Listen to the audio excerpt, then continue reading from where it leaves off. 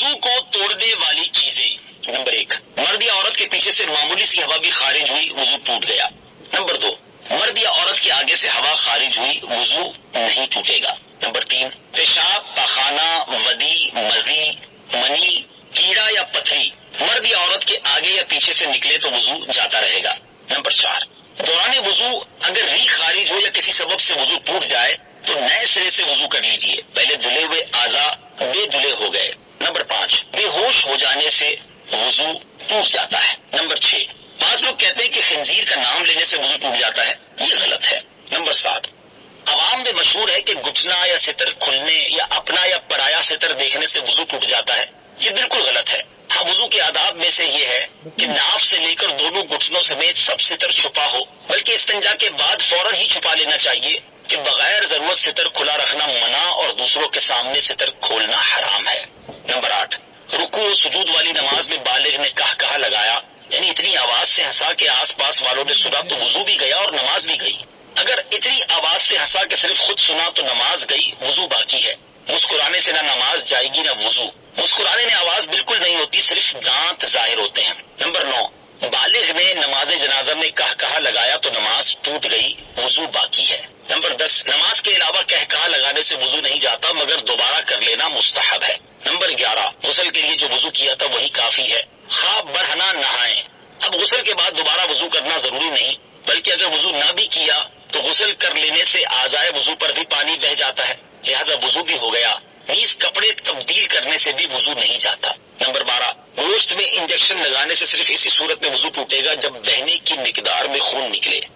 Number 13، اگر نس میں انجیکشن لگایا تو وضو ٹوٹ جائے گا، کیونکہ نس کا انجیکشن لگا کر پہلے اوپر کی طرف خون کھینچتے ہیں جو کہ بہنے کی مقدار میں ہوتا ہے۔ نمبر 14، گلوکوز وغیرہ کی ڈرپ نس میں لگوانے سے وضو ٹوٹ جائے گا کیونکہ بہنے کی مقدار میں خون نکل کر نلکی میں آ جاتا ہے۔ ہاں، اگر بالفرض بہنے کی مقدار میں خون نلکی میں نہ آئے تو وضو نہیں ٹوٹے گا۔ نمبر 15، سرنج کے ذریعے ٹیسٹ کرنے کے لیے خون نکالنے سے وضو ٹوٹ جاتا ہے کیونکہ یہ بہنے کی مقدار میں ہوتا ہے، اسی لیے یہ خون پیشاب کی طرح ناپاک بھی ہوتا ہے۔ اس خون سے بھری ہوئی شیشی جیب میں رکھ کر نماز نہ پڑھیے۔ نمبر 16، آنکھ کی بیماری کے سبب آنسو بہا تو وہ ناپاک ہے اور وضو بھی توڑ دے گا۔ افسوس اکثر لوگ اس مسئلے سے ناواقف ہوتے ہیں اور دکھتی آنکھ سے مرض کی وجہ سے بہنے والے آنسو کو اور آنسوؤں کی مانند سمجھ کر آستین یا کرتے کے دامن وغیرہ سے پونچھ کر کپڑے ناپاک کر ڈالتے ہیں۔ نمبر 17، نابینا کی آنکھ سے جو رطوبت مرض کی وجہ سے نکلتی ہے وہ ناپاک ہے اور اس سے وضو بھی ٹوٹ جاتا ہے۔ نمبر 18، جو رطوبت انسانی آنکھ سے نکلے اور وضو نہ توڑے وہ ناپاک نہیں، مثبت خون یا پیپ بہ کر نہ نکلے یا تھوڑی کہ منہ بھر نہ ہو، پاک ہے۔ نمبر 19، خون، پیپ یا زرد پانی جسم کے کسی حصے سے نکل کر بہ گیا اور اس میں ایسی جگہ پہنچنے کی صلاحیت تھی جس کا وضو اور غسل میں دھونا فرض ہے تو وضو ٹوٹ گیا۔ نمبر 20، خون اگر چمکا یا ابھرا اور بہا نہیں، جیسے کہ سوئی کی نوک یا چاقو کا کنارہ لگ جاتا ہے اور خون ابھر یا چمک جاتا ہے، یا خلال کیا یا مسواک کی یا انگلی سے دانت مانجھے یا دانت سے کوئی چیز مثلاً سیب وغیرہ کاٹا، اس پر خون کا اثر ظاہر ہوا، یا ناک میں انگلی ڈالی اس پر خون کی سرخی آ گئی مگر وہ خون بہنے کے قابل نہ تھا، وضو نہیں ٹوٹا۔ نمبر 21، اگر بہا مگر ایسی جگہ نہیں آیا جس کا غسل یا وضو میں دھونا فرض ہو، مثلاً آنکھ میں دانا تھا اور ٹوٹ کر اندر ہی پھیل گیا، باہر نہیں نکلا، یا پیپ یا خون کان کے سوراخوں کے اندر ہی رہا، باہر نہ نکلا، تو ان صورتوں میں وضو نہ ٹوٹا۔ نمبر 22، زخم بے شک بڑا ہے، رطوبت چمک رہی ہے مگر جب تک بہے گی نہیں وضو نہیں ٹوٹے گا۔ نمبر 23، زخم کا خون بار بار پونچھتے رہے کہ بہنے کی نوبت نہ آئی تو غور کر لیجئے کہ اگر اتنا خون پونچھ لیا ہے کہ اگر نہ پونچھتے تو بہہ جاتا تو وضو ٹوٹ گیا، نہیں تو نہیں۔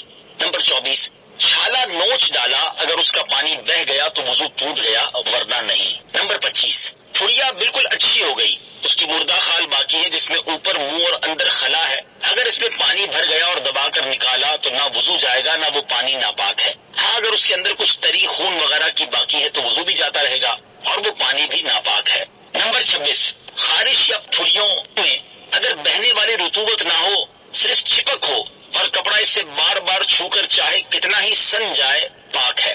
نمبر 27، ناک صاف کی، اس میں سے جمع ہوا خون نکلا، وضو نہ ٹوٹا، زیادہ مناسب ہے کہ وضو کرے۔ نمبر 28، منہ بھر کے کھانے، پانی یا صفرا یعنی پیلے رنگ کے کڑوے پانی کی وضو توڑ دیتی ہے۔ جو قید تکلف کے بغیر نہ روکی جا سکے اسے منہ بھر کہتے ہیں، मुंह भर के पेशाब की तरह नापाक होती है, उसके छींटों से अपने कपड़े और बदन को बचाना जरूरी है। 29, मुंह से खून निकला, अगर थूक पर गालिब है तो वुजू टूट जाएगा, वरना नहीं। गलबे की शनाख्त यह है कि अगर थूक सुर्ख हो तो खून गालिब समझा जाएगा और वुजू टूट जाएगा। ये सुर्ख थूक नापाक भी है। अगर थूक जर्द हो तो खून पर थूक गालिब माना जाएगा, लिहाजा ना वुजू टूटेगा ना ये जर्द थूक नापाक। नंबर 30, मुंह से इतना खून निकला कि थूक सुर्ख हो गया और लोटे या गिलास से मुंह लगाकर कुल्ली के लिए पानी लिया तो लोटा, गिलास और कुल पानी नजस हो गया। लिहाजा ऐसे मौकों पर चुल्लू में पानी लेकर एहतियात से कुल्ली कीजिए और ये भी एहतियात फरमाइए कि छींटे उड़कर आपके कपड़ों वगैरह पर न पड़े। नंबर 31, नींद से वुजू टूटने की 2 शर्तें हैं। नंबर 1, दोनों सुरीन अच्छी तरह जमे हुए ना हो। नंबर 2, ऐसी हालत पर सोया जो गाफिल होकर सोने में रुकावट ना हो। जब ये दोनों शर्तें जमा हो, यानी सुरीन भी अच्छी तरह जमे हुए ना हो, नींद ऐसी हालत में सोया जो गाफिल होकर सोने में रुकावट ना हो, तो ऐसी नींद वुजू को तोड़ देती है। अगर एक शर्त पाई जाए और दूसरी ना पाई जाए तो वुजू नहीं टूटेगा।